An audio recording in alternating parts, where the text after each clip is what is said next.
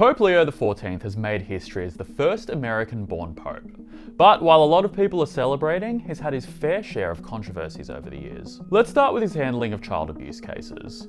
Leo served as a bishop in Peru for almost a decade, and during that time he was accused of mishandling sexual abuse allegations. This is an advocacy group called SNAP, the Survivors Network of Those Abused by Priests.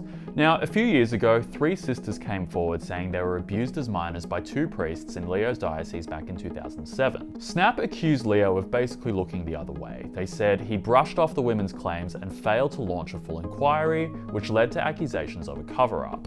The diocese denied this, saying Leo met with the victims and forwarded the case to the Vatican, but the Vatican ended up dropping the case. Now let's go back even further to when Leo led the Augustinian order in Chicago.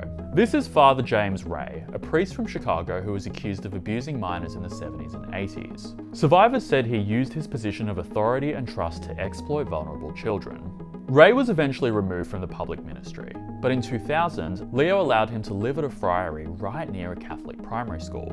He was under supervision, but the proximity and that judgment call raised serious questions. Then we've got his social views. Now, compared to his predecessor, Leo is quite conservative on social politics. He's spoken out against what he calls gender ideology, saying it threatens traditional family values. He's also claimed, direct quotes, that Western culture fosters sympathy for beliefs and practices that contradict the gospel, including the homosexual lifestyle and same-sex families.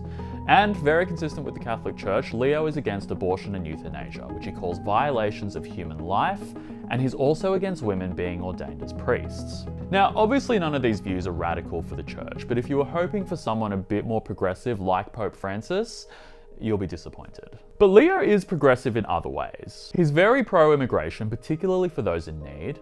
He's praised migrants for their courage in seeking better lives and says the Church should back this. Now that's led to some very public conflicts with the White House.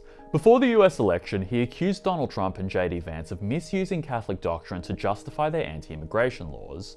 And this is some strong language in these posts, abandoning American values, an immoral nation, morally indefensible. He also shared an article with this headline, which accused JD Vance of using Christianity as an excuse to prioritize Americans above the rest of the world. So, probably not surprising then that many conservatives have already criticized Leo for his stance on immigration. All popes are going to support migrants, support the poor, support peace. That is, their heart goes out to humanity. That's with the job. Jesus would do the same.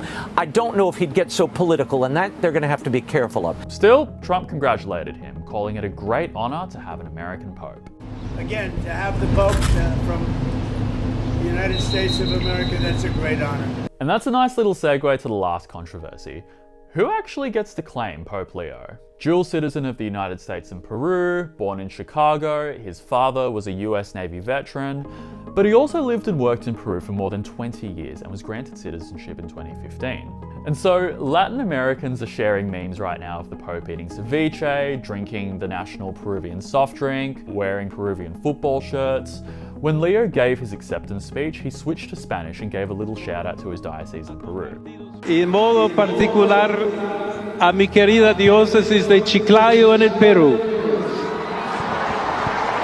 And while congratulating him, Peru's president said, "The Pope is Peruvian, God loves Peru." Interesting to see what Trump has to say about that.